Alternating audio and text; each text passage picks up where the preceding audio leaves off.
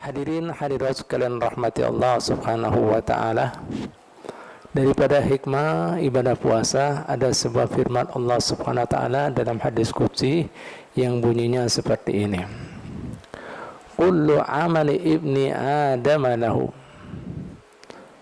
illa siyam fa innahu li wa ana ajibih. Semua seluruhnya amal ibadah anak cucu Adam itu sejatinya gesan dirinya sorongan, buat dirinya sendiri, lain buat aku. Ajib. Jadi amal ibadah kita kada diakui oleh Allah, cuma sebuting aja. Apa sebuting itu? Illa siyam, kecuali amal ibadah puasa. Fa innahu li, itu baru amal ibadah khusus buat aku. Wa ana azibih, maka dengan demikian aku soronganlah yang berikan balasannya. Nah Bu, Pak, kenapa amal ibadah kita selain puasa dikatakan Allah Ta'ala kesan diri kita sorong? Kenapa? Nah ini hikmahnya Ibu Bapak. Amal ibadah selain puasa karena ada kemudian gerakannya seperti sholat pian, ada tempatnya di masjid, di musola. Begitu pula ibadah haji di tanah suci Mekah. Nah, mau kada mau, disadari kada disadari, ada yang melihat. Begitu pulang pian misalnya melantunkan ayat surgi Quran, ada yang mendengar. Nah, akhirnya kemudian pastinya di situ ada yang kagum, ada yang simpatik, ada yang suka, ada yang terkesan. Nah, bergeser itu nilainya yang dilakukan anak cucu Adam ibadahnya. Yang sejatinya harusnya lillahi ta'ala alias ikhlas. Tapi wayah ini, nah bergeser ikhlasnya. Bahkan bisa hilang ikhlasnya semata-mata ingin dipandang, didengar, diakui, dicintai lawan manusia, bukan Allah Ta'ala. Nah inilah hikmahnya buat dirinya, lain buat aku. Dan sebutin aja puasa. Nah coba pian perhatikan, orang kada tahu kita puasa kada puasa. Bujur kada? Pian mau masuk kamar mandi dulu yang masih kecil-kecil, bujur kada? Sahur umpat sahur, buka umpat puasa, tidak tahan masuk kamar. Nah, tidak tahan. Bujur kada? Nah, kejujuran kita, keikhlasan kita diuji. Mun yang lain pasti, nah orang bisa melihat. Nah ini puasa kada? Nah ini. Nah kayak apa kita lawan ikhlas? Nih. Makanya hadirin hadirat sekalian Ta'ala dikatakan lagi oleh baginda Muhammad SAW menjelaskan firman Allah Ta'ala ini. Inna akhwafa ma'akhafu alaikum asyirkul asgharu. Sesungguhnya aja Rasulullah, yang paling aku takutkan, khawatirkan atas kalian seberataan, yaitu syirik yang halus.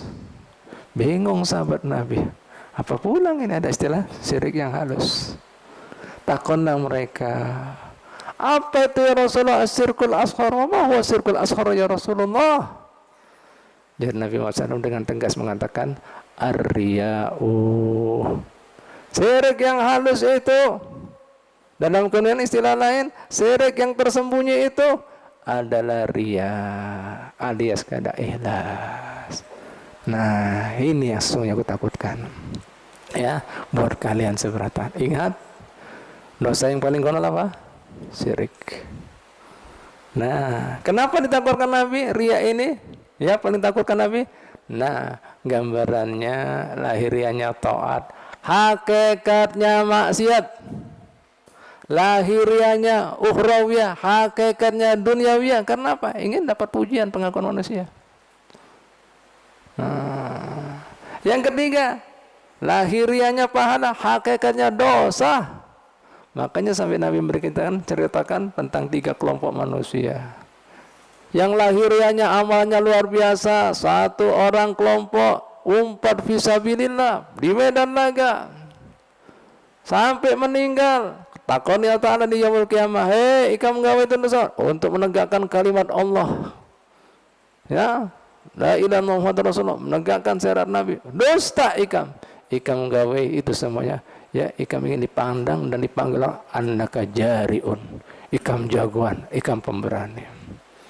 Kelompok yang kedua lagi, belajar ilmu agama, mengetahui ini dan itu.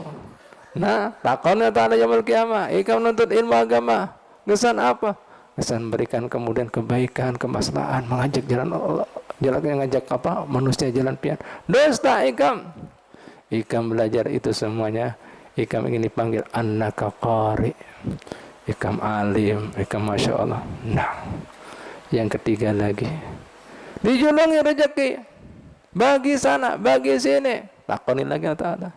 Kesan apa itu? Ya Allah berbagi orang-orang yang memerlukan di antara hamba. Dusta ikam ingin dipanggil annaka jawad, ikam pemurah.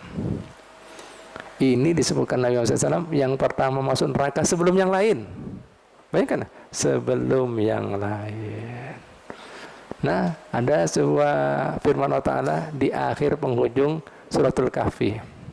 Suatu ketika baginda Nabi ketandakan salah seorang sahabatnya, ya Rasulullah, ulun beramal ikhlas, berbagi sana sini, tapi ulun himung juga, senang. Amun seandainya orang tahu ulun ini orang baik, orang peduli, orang kemudian cinta dengan sesama ini, turun ayat Al-Quran, faman kana yarju liqa rabbih falyamal amalan salihan wala yusrik bi ibadati rabbih ahada. Siapa saja Allah Ta'ala yang mengharapkan bertemu dengan Allah Ta'ala, artinya mengharapkan ganjaran pada Allah Ta'ala, falyamal amalan salihan, syarat yang pertama gawe amal saleh,